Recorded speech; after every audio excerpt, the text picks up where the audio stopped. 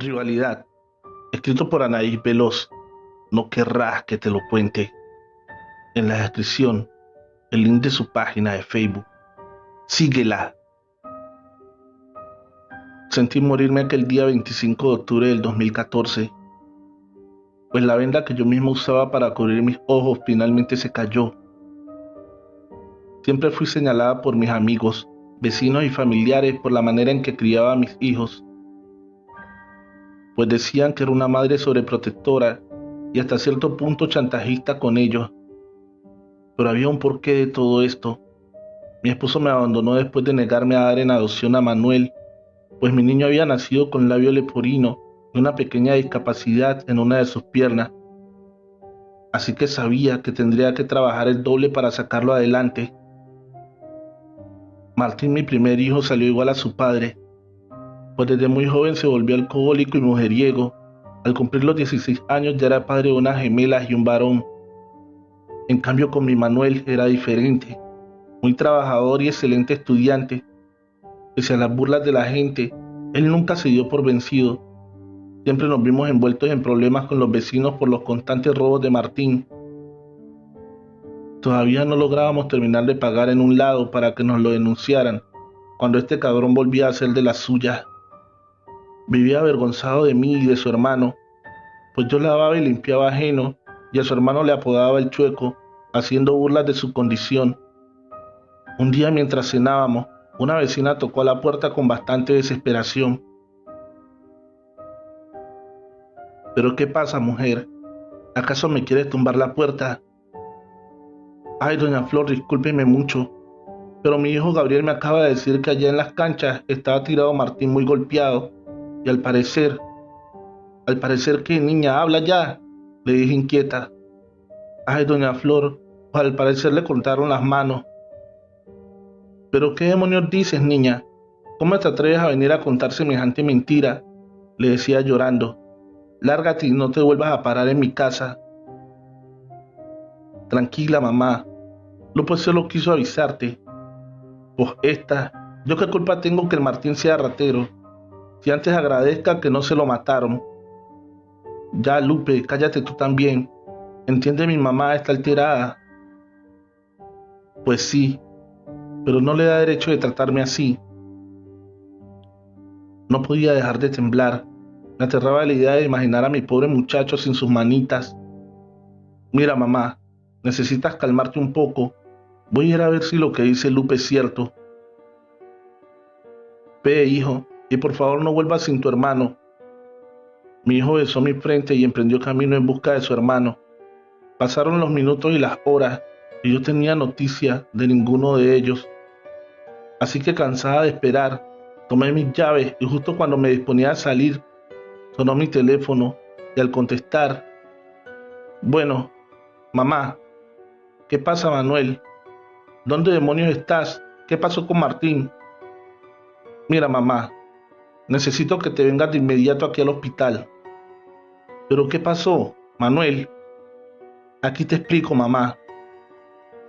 Salí a toda prisa y afortunadamente pude encontrar un taxi rápido. Al llegar al hospital, Manuel me pidió que me sentara, pues tendría que darme una mala noticia. Mamá, desafortunadamente lo que dijo la Lupe era cierto. A Martín le cortaron las manos y está bastante golpeado.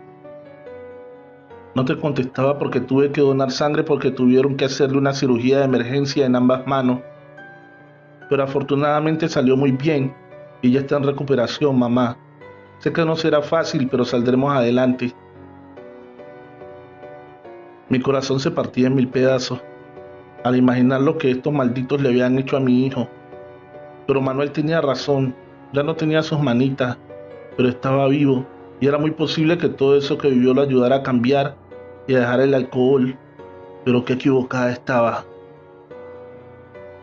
Martín se volvió peor, pues su resentimiento hacia nosotros y la vida se acrecentó. Se estaba dejando morir frente a nosotros y eso provocó que también se echara a perder mi Manuel. Poco a poco se fue relacionando con ese tipo de gente buscando la venganza que tanto le pedía a su hermano. La gente comenzó a notar los cambios en mi hijo, pues las camionetas, las joyas y los múltiples escoltas lo hacían tan evidente y yo me quedaba callada por comodidad. Cierto día mis hijos sobrepasaron los límites. Llegó Manuel en la madrugada con un par de hieleras y al destaparlas había 4 manos y 2 cabezas de unos hombres no mayores a ellos. Estos celebraban el terrible acto que había cometido Manuel, pues era el regalo que tanto le pedía a Martín, la vida de los malditos que le habían cortado las manos a mi hijo. ¿Crees que te ves bien festejando la muerte de estos muchachos, Manuel? Ay, mamá, son los malditos que le cortaron las manos a Martín. Ellos no merecían vivir. Y tú sí, Manuel. Pues sí, mamá. Yo solo me vengué de lo que le hicieron a mi hermano. Esos perros solo le hacen daño a la sociedad. Ah, sí, hijo. ¿Y qué te hace tan diferente a ellos? Tú también vendes droga y lastimas a los que te deben o a los que son tus rivales. De veras que no te reconozco, Manuel. Y tú, Martín, ¿no te duele lo que has convertido a tu hermano? De veras que a ti te pasan las cosas y sigues igual. No entiendo en qué me equivoqué con ustedes. Me fue a mi cuarto llena de desilusión. Esos no eran los hijos que yo había criado. Estos eran un par de monstruos que no conocía. Sabía que tarde que temprano estos no terminarían bien. Manuel buscando siempre la aprobación y el cariño de su hermano, y Martín toda la vida con sus envidias y resentimientos hacia su hermano. Él buscaba culpables de todas las cosas que le pasaban a consecuencia de sus malas decisiones. Un día Manuel y su gente habían hecho el mejor trabajo de su vida, pues estos habían dado un gran golpe a un grupo contrario, obteniendo de aquel derramamiento de sangre algunos millones, casas, carros y drogas. Al enterarse, Martín le pidió gran parte de las ganancias. Este no se conformaba con que Manuel se hiciera cargo de sus hijos, de las cuentas de las múltiples cirugías y terapias y de las cuentas de la casa. Martín, lleno de rabia, le juró que se vengaría y todos lo tomamos como una más de sus rabietas, pero esta vez no mentía. Manuel se fue muy molesto de la casa y Martín se fue a su habitación, así que yo hice lo mejor que sabía hacer, tomarme un par de pastillas para desconectarme de mi perversa realidad. Muchos dirán que el dinero lo es todo en la vida, pero se equivocan, pues te sabe a mierda después de ver en lo que el dinero te convierte. Desperté pasadas las 4 de la tarde.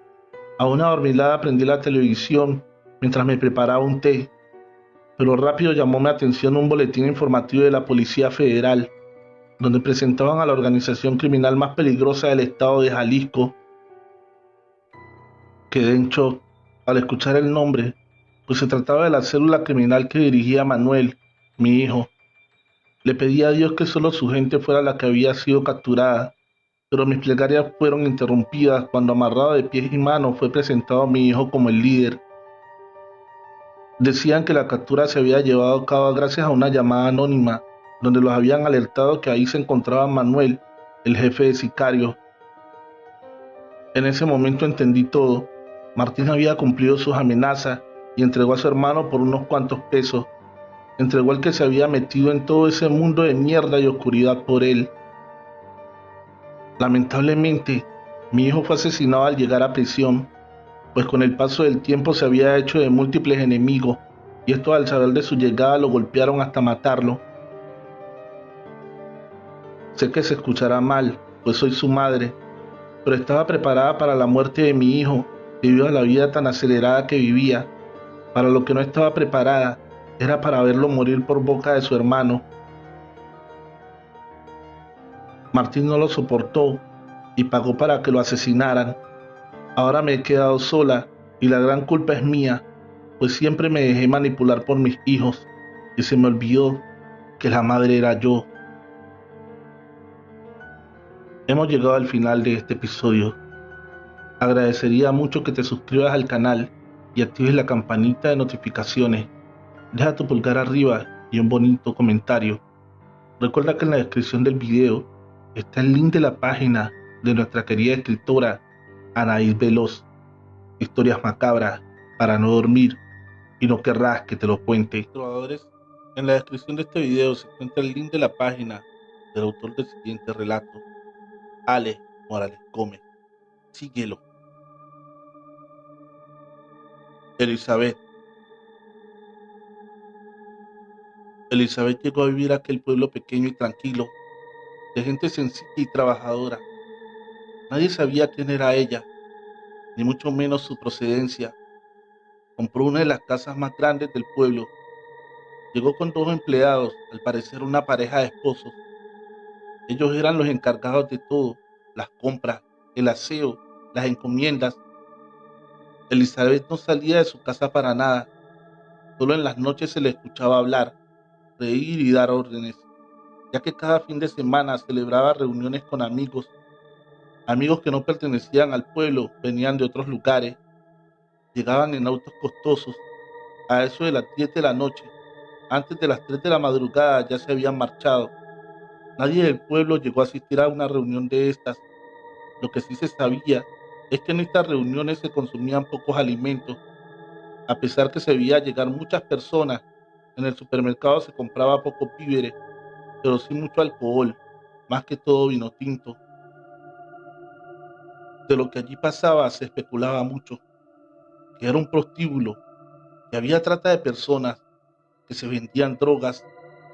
La realidad es que nadie sabía qué ocurría allí. La pareja de empleados no hablaban nada o eran mudos. Las compras siempre las llevaban escritas en un papel, así que nunca cruzaron una palabra con nadie. La vida seguía. Aunque aquellas reuniones habían acabado con la paz del pueblo, poco o nada se podía hacer, ya que estaba en su propiedad. Lo único era el ruido. Empezaron rumores que allí desaparecían personas. En el pueblo se hablaba del tema, pero hasta el momento ningún habitante se había reportado como desaparecido. En las noches hubo cambios extraños. En las noches de celebración se seguían escuchando gritos, pero a diferencia de otras noches que eran de festividad, se escuchaban gritos desgarradores de dolor y miedo. Las autoridades estaban preocupadas por esta situación, así que una mañana sin previo aviso llegaron a aquella casa. La pareja muy diligente abrieron la puerta, preguntaron por la señora, pero estos por señas le mostraron que dormía. La policía preguntó a qué horas podrían verla. Estos en el reloj señalaron a las 8 de la noche, así que la policía se fue y quedó de regresar en la noche. Así fue, a las 8 de la noche un par de agentes estaban parados en la puerta. Fue la misma Elizabeth quien abrió y los invitó a entrar. Era una mujer de unos 40 años, bella, reluciente, la más hermosa que hayan podido ver, dijeron los dos policías. Poco se sabe de lo que hablaron. De lo que sí es seguro es que los dos hombres salieron de allí convencidos que una mujer de esa clase no podía hacerle daño a nadie. La rutina en el pueblo siguió tal y como estaba, hasta que los moradores se acostumbraron a las fiestas de cada fin de semana. Se hizo algo tan común que nadie le prestaba atención. Pasaron meses y años. En el pueblo pocos le prestaban atención a la casa de Elizabeth y lo que allí podía pasar. Elizabeth solo se veía fuera en las noches. Cada día se veía más joven. Se podría decir que cada vez más rejuvenecida. Según los moradores, ya llevaba 10 años allí y cada día se veía más joven. Muchos decían que por eso no salía en la noche, para conservar su juventud. Todo seguía igual. La rutina del pueblo no cambiaba y lo que pasaba en fines de semana hacía parte de la rutina. El cambio fue todo lo contrario. Las reuniones dejaron de ser numerosas. Más aún, dejaron algún fin de semana de hacer reuniones. Algo estaba pasando. También porque empezaron a desaparecer personas del pueblo, jóvenes y niños. Volvió el rumor que allí en esa casa estaban las personas desaparecidas. De nuevo la policía volvió a hablar con ella. Eran las 3 de la tarde cuando dos agentes pidieron verla. La respuesta de los empleados fue la misma. Los dos agentes exigieron hablar con ella. Como tenían una orden, entraron hasta las habitaciones. Lo que encontrarían allí los dejó sorprendidos y horrorizados. En la habitación principal no había una cama, había un ataúd. Sin saber qué hacer, la abrieron. Una gran cantidad de alimañas salió dentro del féretro, unos negros muy lujosos. Los dos policías retrocedieron mientras las alimañas llenaban la habitación. Para mayor horror, dentro del ataúd y bajo todos aquellos animales estaba Elizabeth. Se veía radiante. Los policías quisieron despertarla, pero estaba muerta. Se veía como si durmiera, como si estuviera en completa paz, pero no tenía pulso ni respiración. Esto era algo que no esperaban, así que un policía se quedó custodiando el cadáver, mientras el otro iba a avisar a su jefe y a traer un especialista que revisara el cadáver. Este trámite se demoró, así que llegó la noche a la casa de Elizabeth. De un momento a otro, esta simplemente despertó. No podía ser. El policía estaba confundido. Solo vio cuando ella se paró del ataúd y le sonrió con cordialidad. Cuando llegó el forense, el otro policía y el jefe, Elizabeth y el policía charlaban alegremente en la sala. Los agentes le preguntaron a qué se debía el ataúd.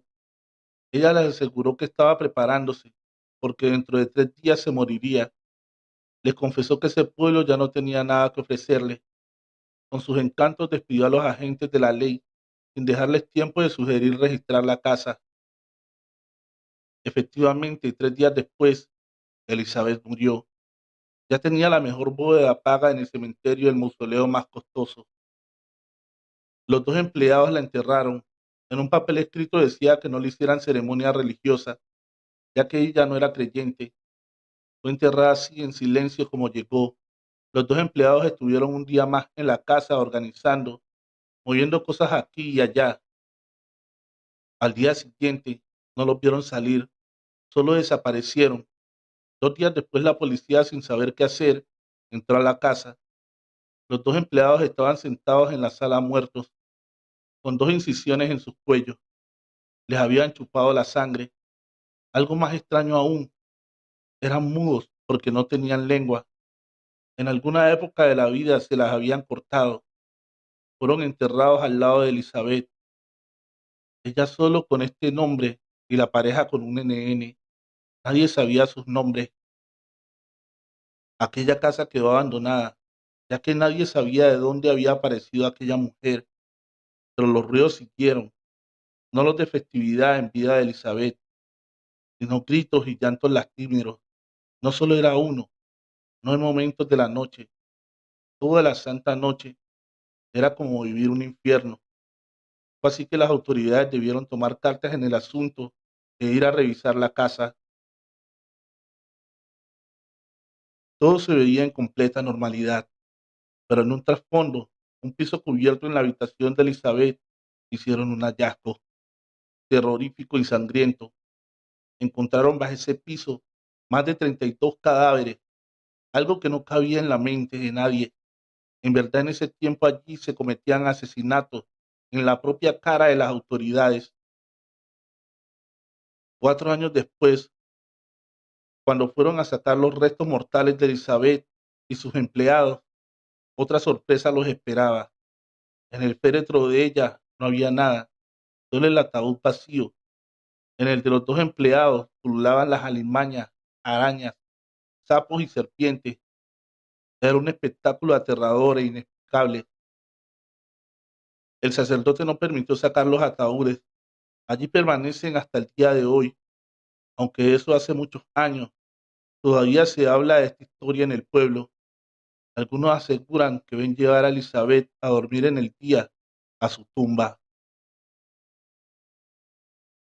Hemos llegado al final de este episodio.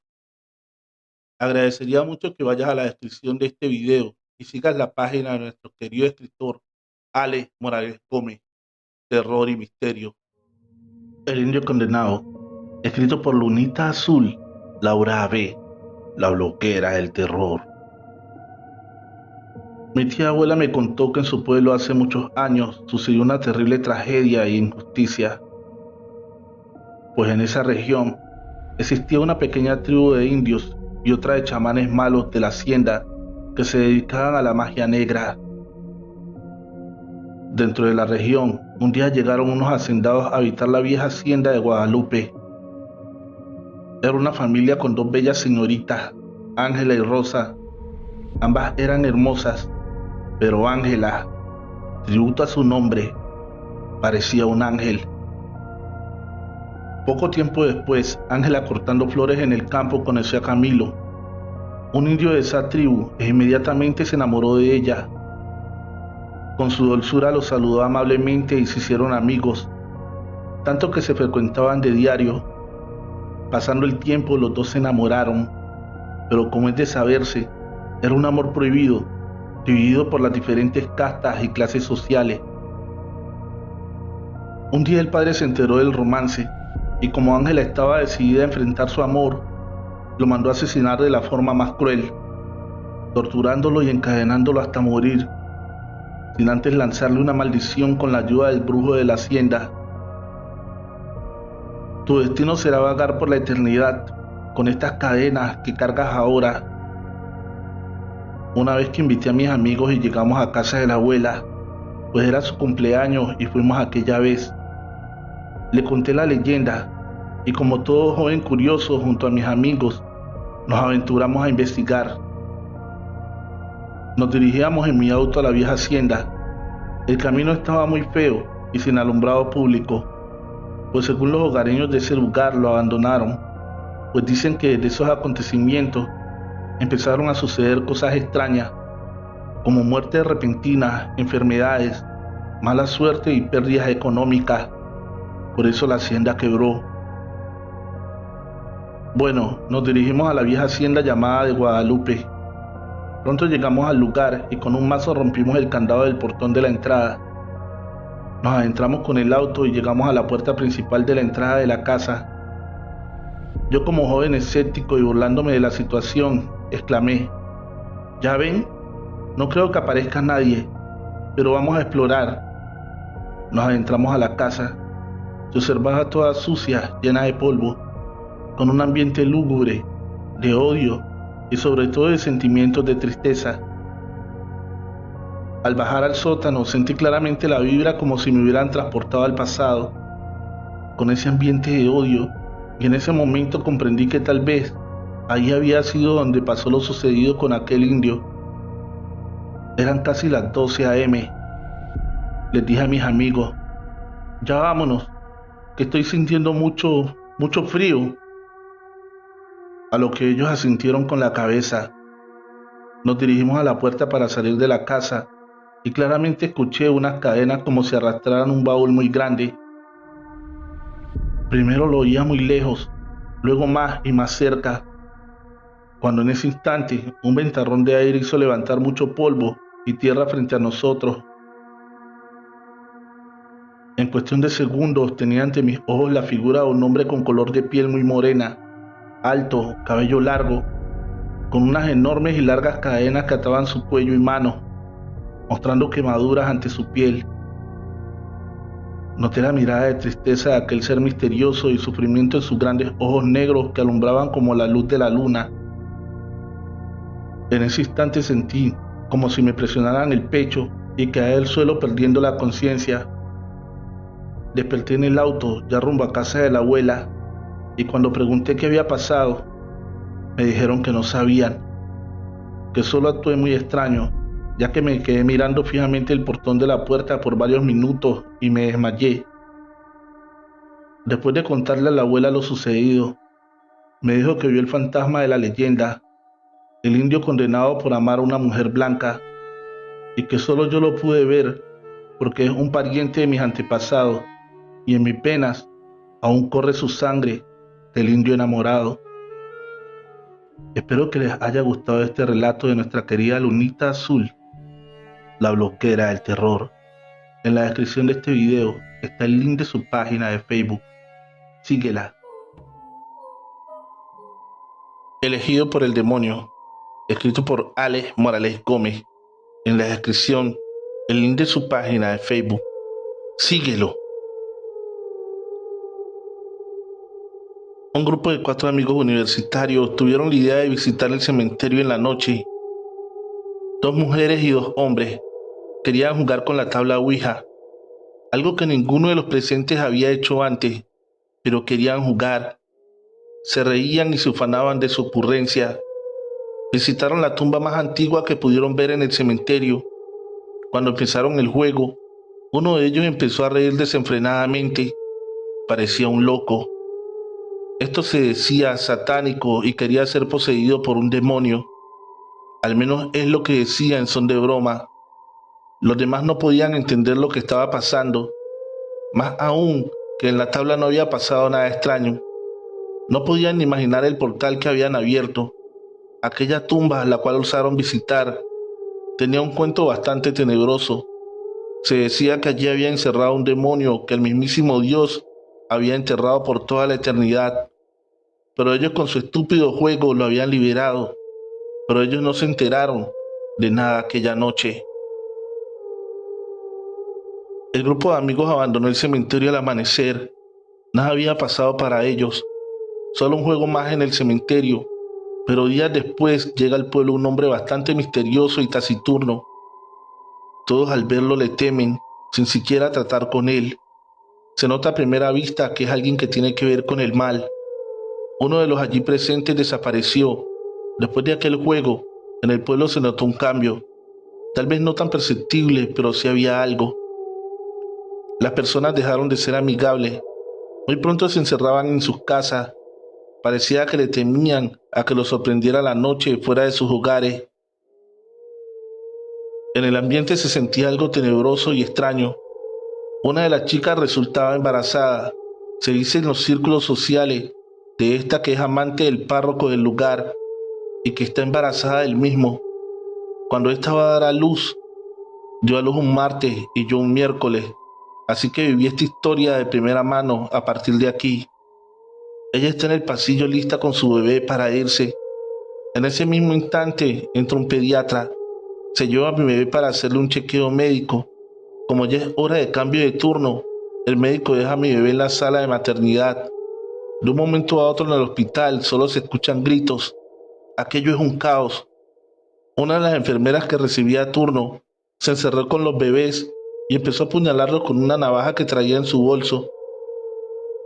Los padres podíamos ver desde afuera por los vidrios, pero nada podíamos hacer. Estaba encerrada, solo gritar y pedir ayuda. La mujer estaba enloquecida y los vidrios manchados de sangre. Aquello era una carnicería infernal. Algunos padres en medio del desespero quebraron los vidrios y entraron, pero ya era tarde, o al menos para hacer pagar la culpable. Ella se había cortado la garganta. Fue la pérdida más dolorosa para mí. Solo pude tener a mi bebé unas pocas horas en mis manos. Se me había partido el corazón y el alma. El pueblo estaba consternado por lo ocurrido. Para ser más trágica y cruel esta historia, esa misma semana un joven disparó indiscriminadamente en un salón de niños pequeños, matando al profesor y a la mayoría que allí habían. Dicen que no era él, parecía un loco. De un momento a otro volteó el arma a su cabeza y se disparó, dejando su sangre y sus sesos mezclados con los de sus víctimas. Terror y dolor embargaban a todos en el pueblo. Días después una mujer dio parte a la policía que un hombre extraño se veía rondar por el lugar de los acontecimientos. Se creía que era el joven que estuvo en el cementerio y había desaparecido. Se veía más viejo y enclenque, lleno de tatuajes muy extraños, pero la mujer no lo podía asegurar. Preocupada y adolorida por lo que me había pasado, consulté a un chamán qué era lo que estaba pasando en el pueblo.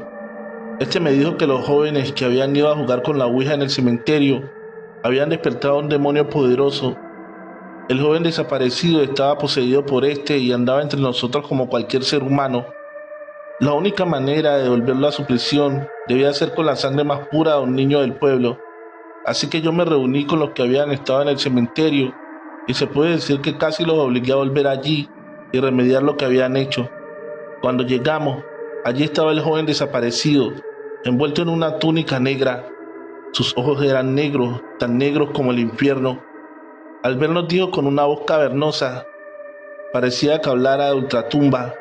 Nos dijo que tenía derecho de estar en este mundo y que nadie se lo iba a impedir, que ellos pagarían por haberlo traicionado.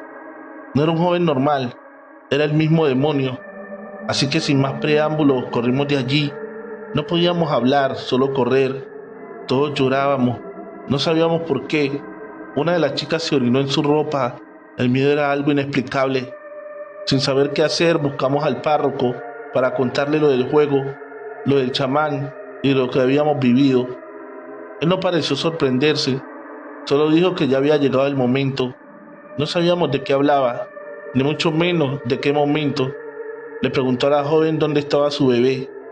Ella le dijo que en casa, al cuidado de su madre. El sacerdote, sin mediar palabra, salió camino a casa de la joven. Mientras lo seguimos, nos aseguró que el niño de ella era un enviado. Tiene las 3 marcas. El demonio lo buscaba para poseerlo y quedarse para siempre en este mundo. Nos subimos al auto del sacerdote rumbo a casa de la joven. Él nos dijo que él hacía parte de una cofradía que cuidaban esa tumba. Nos aseguró que su bisabuelo había abandonado la cofradía y por eso se había desatado aquello. Él se sentía culpable, pero la joven madre del bebé y los otros 2 decían que eran ellos los culpables. Por aquel estúpido juego, el sacerdote sacó su celular y llamó a alguien. Sin muchas palabras les dijo dónde nos reuniríamos. Llegamos a casa de la joven. Su bebé lloraba, como si presintiera que algo malo ocurría. La madre de la joven lo tenía entre sus brazos, pero no estaba pendiente del bebé. Parecía que estuviese en un trance. Al lado de ella estaba el joven desaparecido, pero como decían los testigos, era él, pero muy diferente. Podemos ver que la madre de la joven no tiene el bebé. Esta parece flotar en una burbuja eléctrica, mientras el joven habla en un idioma desconocido para mí. Parece una letanía o una oración. En eso llegan varios autos con hombres de túnicas plateadas. La madre del bebé recordó que un crucifijo que llevaba al cuello se lo había dado un sacerdote y este sin más le dijo que no se lo podía quitar nunca. Cuando el joven vio el crucifijo, este dio un destello de luz. El joven lo miró con furia y lanzó un manotazo. A pesar de que estábamos a considerable distancia, todos caímos al suelo. El otro joven se fracturó la clavícula. La madre del bebé quedó inconsciente, yo a su lado también adolorida. La otra joven en un estado de shock. Yo sentí más que terror y pánico. Era un horror que llenaba mi cuerpo. No sabía por qué estaba pasando esto. En eso, los hombres de las túnicas entraban con una Biblia, una daga, algunos brebajes y un gran crucifijo. Nos pidieron apartarnos. Se encerraron y empezaron a hablar en un idioma desconocido. Se quedaron allí con el joven y el bebé.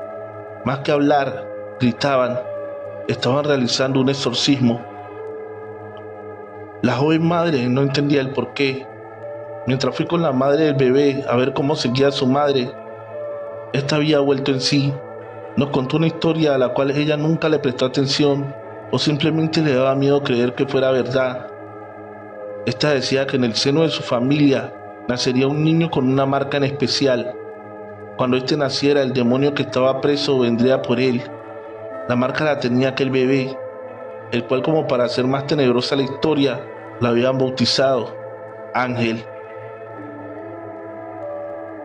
Ese demonio necesitaba la sangre del bebé. El juego del cementerio, todo fue planeado por el chico que estaba adentro. Necesitaba liberar al demonio, pero el niño de la marca debía estar presente. Por eso llevó a la madre. Esta, al escuchar esto, empezó a gritar como loca. ¡Mi bebé! ¡Mi bebé! Ella entendía que iba a morir. En ese momento se escucha un grito desgarrador en la habitación. Un grito de rabia y de dolor. Al rato salen los hombres de las túnicas plateadas y el sacerdote. Traen al bebé en manos. Está vivo y ya no tiene ninguna marca. El sacerdote nos pidió no decir nada de esto. Hay secretos que es mejor dejarlos así para que el mundo siga siendo mundo. Nos dijo también que la Ouija no es un juego. No todo el que dice ser amigo lo es. El joven desaparecido había muerto en el exorcismo. Los hombres de túnica plateada se llevaron el cuerpo. De este nunca más se supo. Trovadores, recuerda que la mejor forma de apoyar este canal es dejando tu like y un bonito comentario. Eso nos ayudaría muchísimo. Cuando la muerte los separe, escrito por Vladimir Ar. En la descripción del video, el link de su página de Facebook, síguelo. Los asistentes estaban realmente emocionados. Dieron gritos de júbilo, habían esperado tanto, y la joven pareja de enamorados no dejaba de mirarse, temblaban nerviosos. pero fijamente se miraban sin parpadear. Ni los padres de la novia ni los del novio estaban allí. La joven pareja había escapado en busca de libertad, sin saber que acabarían uniendo sus almas por la eternidad. Pronto empezaron a rezar, pedían perdón por sus pecados, y de sus ojos aterrados rodaron lágrimas heladas de miedo. Entonces el anciano sacerdote acercó su antorcha encendida hasta los troncos de leña húmedos de queroseno. Los asistentes levantaron sus manos al cielo y murmuraron una oración, mientras que los jóvenes gritaban de dolor. Cuando todo hubo acabado, la gente se retiró a sus casas y a la medianoche dos ancianos recogieron las cenizas de los cuerpos calcinados y las dejaron caer por todo el pueblo. Al siguiente día, por fin, la primera lluvia de invierno, el pueblo empezó a reverdecer. Sus campos estaban repletos de árboles frutales otra vez. El río creció, las mujeres alumbraron bebés fuertes y sanos. Aquella pareja de jóvenes jamás fue encontrada. Sus espíritus aún vagan por el pueblo, así como vagan los espíritus de las demás parejas que también acuden hasta aquel exótico lugar. Cada año soy testigo de un nuevo sacrificio. El sueño del padre, escrito por Vladimir Ar. Te amo, hijita, susurró el hombre al oído de su pequeña hija. Ella lo volteó a ver sorprendida pero contenta. Le sonrió. El hombre se movió alrededor de ella, besó su frente y su espesa barba hizo cosquillas en el rostro de su hija. Entonces la niña habló por primera vez. Papá, tartamudeó la pequeña. La esposa del hombre se sorprendió, dejó de ver la tele, secó sus lágrimas y miró a su hija. Lloró aún más fuerte mientras la abrazaba fuertemente. A kilómetros de ambas estaba papá, moribundo, alucinando, atrapado debajo del concreto y los escombros de aquella enorme torre tan alta que había caído sobre él. Era el año 2001, la mañana del 11 de septiembre. Ese día una niña aprendió a hablar y un hombre hizo su sueño realidad. Escuchó que por fin su hija lo llamó papá. La obsesiva, escrito por Vladimir Ar. ¿Es cierto que mueres por mí?, preguntó la jovencita. Sí, respondió el nervioso y dejó caer su rostro avergonzado. Él tenía sentimientos encontrados. De repente se estaba empezando a sentir feliz, y es que por fin habían descubierto su gran secreto. Por fin le pondrían fin a su deseo insaciable. Miró al cielo y agradeció a Dios.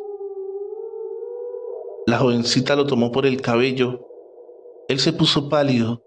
Sintió que pronto ocurriría lo inevitable. Apenas escuchó el zumbido del machete blandiendo en el aire, e instantáneamente dejó de ver, de sentir. Su cabeza cayó entre los matorrales. La sangre le empezó a borbotear del cuello. La jovencita cayó de rodillas al suelo. Lloró de ira, de impotencia, de alegría. Por fin había concretado su venganza. Por fin había justiciado al hombre que le quitó la vida a su hermana. Acabó con el asesino de jovencitas que había aterrorizado la ciudad por meses, sin que nadie lo pudiese atrapar. Las consecuencias del viejo, escrito por Vladimir Ar. Al viejo Faustino le aterró escuchar esa voz. No te vas a escapar. Era la voz de su esposa, quien llevaba apenas un par de días fallecida. El susurro salió de las sombras. Ya no estaba solo. Su joven esposa había vuelto. El viejo estaba senil. Casi no recordaba nada de su pasado, pero sí recordaba cuánto la amaba. Días antes, durante su último minuto de muerte, ella pronunció las mismas palabras. No te vas a escapar. Y Faustino observó fijamente a su esposa, quien para entonces respiraba con dificultad. Emitió un silbido nasal, señal que aseguraba su pronta muerte. Así la pobre Berenice falleció, dejando este mundo sin hijos apenas a los 35 años. sin nadie quien llore por su partida. El viejo discretamente enterró el cuerpo en el patio de atrás de la casa.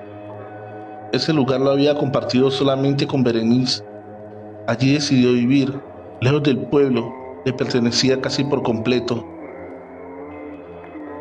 Esa misma madrugada, Faustino vio aparecer a su esposa. Caminaba en dirección a la casa. El viejo pensó que soñaba. La vio desde su ventana, con su cabello largo y su vestido ondeando al viento. Faustino por instinto tomó su escopeta. Al fin y al cabo, a quien veía era un muerto. Berenice subió por las escaleras hasta el cuarto. Allí estaba el viejo, solo, en un rincón, temblando de miedo. Algo dentro de él sabía que ella venía a buscarlo, aunque él aún estaba vivo. El viejo estaba senil, pero no sabía por qué su esposa lo había amenazado de tal manera antes de morir. «No te vas a escapar», le gritó Berenice, quien había entrado por la ventana sin que el viejo se hubiera percatado. Entonces se abalanzó sobre él. No era un espíritu, no, era un muerto. Podía morder con fuerzas, arrancar con sus uñas muertas pedazos de carne, y así lo hizo. Le propinó tal mordida que el viejo se revolcó por el suelo desangrándose. Faustino gritó tan fuerte que los vecinos más próximos a la casa acudieron alarmados. Afortunadamente el eco de su voz había viajado entre los árboles. Cuando llegaron descubrieron que el viejo Faustino estaba siendo arrastrado entre la maleza. Mientras él gritaba pidiendo ayuda, entonces algo le logró a varios metros del suelo y lo lanzó al río. El viejo se empezó a hundir ante los ojos estupefactos de los vecinos, quienes al verlo desesperados lo sacaron. Le vendaron las mordidas y rasguños, le preguntaron qué había sucedido. Faustino empezó a contarlo todo, la muerte de su esposa, en dónde la había enterrado, y cómo tras sus palabras de amenaza, ella había vuelto para matarlo. La gente no le creyó. El doctor del pueblo les explicó que al ser un viejo senil, lo más seguro era que estuviera imaginándolo todo, producto del duelo y de su enfermedad. Sin saber qué más hacer con él, llevaron a Faustino a la casa de su única hija que lo quiso recibir, la hija que había tenido con otra mujer que no era Berenice. Leonor era el nombre de la muchacha, quien lo había perdonado solo porque era creyente en Dios y entendía que debía perdonarlos a todos, incluso al hombre que la había dejado huérfana desde niña. Pues Faustino, décadas atrás, había asesinado a tiros a su madre por una supuesta infidelidad. Leonor se crió sin padre ni madre. Ahora adulta, había perdonado los pecados de su padre biológico, aquel viejo que ahora estaba senil y que tenía hijos e hijas sin reconocer, regados por todo el pueblo, todos de diferentes mujeres. Muchos odiaban al viejo Faustino. Esa misma madrugada, el viejo empezó a gritar otra vez. Alguien lo había arrastrado al tanque de agua y estaba intentando ahogarlo. Faustino gritaba: «¡No, Berenice, no!». Pero nadie estaba a su alrededor. Parecía que el alma de Berenice estaba queriendo llevarse a su marido de forma violenta. Cuando Leonor se acercó para ayudarlo, un fuerte impacto la lanzó a varios metros del lugar, dejándola inconsciente. Minutos después Leonor despertó. Vio al viejo Faustino muerto, con su cabeza clavada en aquel estanque de agua. La gente del pueblo empezó a llegar. Traían la noticia de que todo lo que había contado Faustino era verdad. Berenice estaba enterrada en el patio de atrás de su casa y ahora parecía que había vuelto a tomar la vida de su marido. En ese momento todos vieron al viejo Faustino incorporarse.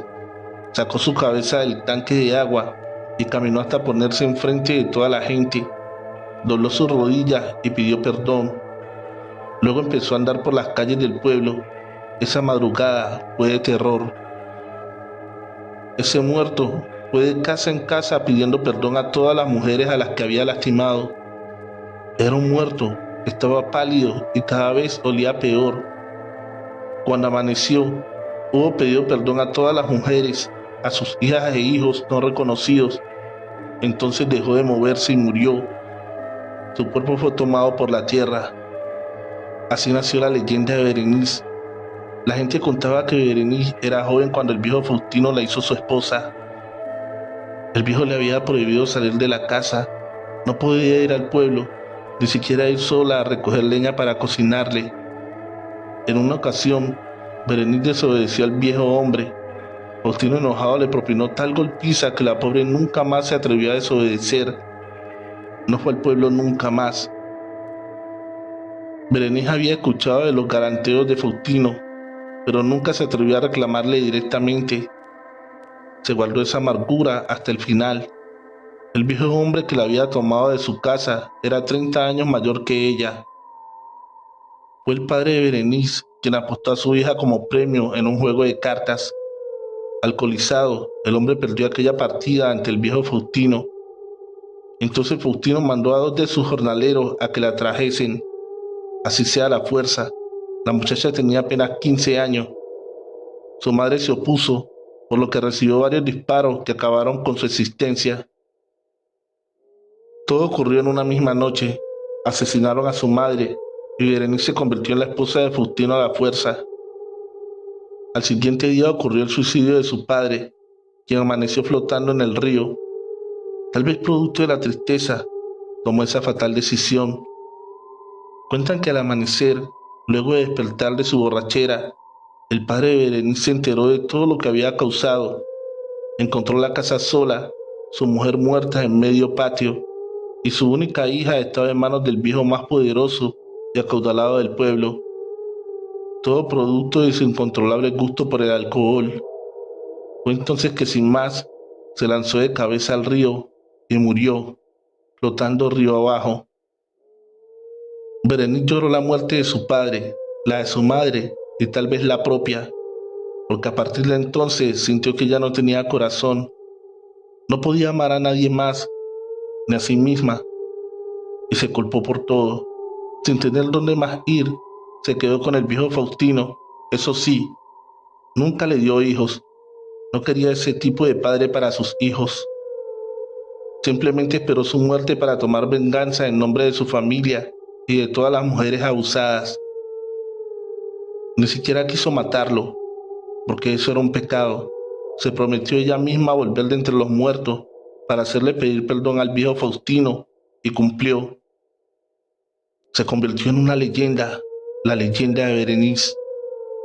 La gente dice que Faustino no fue el único hombre castigado. Luego de estos sucesos, también se ha visto a otros hombres fallecidos caminando por los pueblos, buscando el perdón de las mujeres que en vida ha maltratado. No te vas a escapar. Premonición, escrito por Vladimir Ar. Sintió que el corazón se le salía del pecho. Detrás de ella escuchó varios pasos. 2 huellas húmedas salían del baño. Para ella fue evidente, algo la perseguía por la casa. Liz salió huyendo. Alguien estaba con ella esa tarde, algo no humano ni natural. Corrió hasta la casa de su madre y le contó todo lo que le había pasado.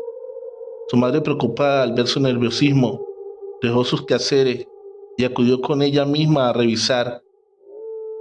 Al llegar no pudo ver nada, ni escuchar ningún sonido, ni pasos ni huellas, nada. Pero su hija no era de fingir miedos, siempre fue valiente, pero esta vez algo la había asustado. Más tarde llegó su marido. Lee le contó todo, mientras que su madre, preocupada desde la silla de enfrente, la escuchaba. Lloraba triste y desesperada. Se le hacía un nudo en el corazón. Sentía un miedo honesto, una preocupación inevitable, al punto de dificultársele respirar. Ambos trataron de calmarla, de hacerla entrar en razón. Para ellos quizás fue su estrés, o tal vez su imaginación. Igual le aseguraron que llevarían un cura el siguiente día a la casa, y Liz se quedó más tranquila. Al siguiente día, justo a las 2 de la tarde, sucedió. Mientras Liz se bañaba, resbaló en la fina tina de baño y se golpeó la cabeza. Quedó sumergida por varios minutos debajo del agua y perdió la vida. Entonces su espíritu salió a recorrer sus pasos. Caminó desde el baño por toda la casa. dejando 2 huellas húmedas en el piso. Fue su marido quien la encontró al volver del trabajo. Estaba hinchada producto del agua en sus pulmones. Al llegar la noche, su madre lloraba mientras se llevaba a cabo el velorio de su hija.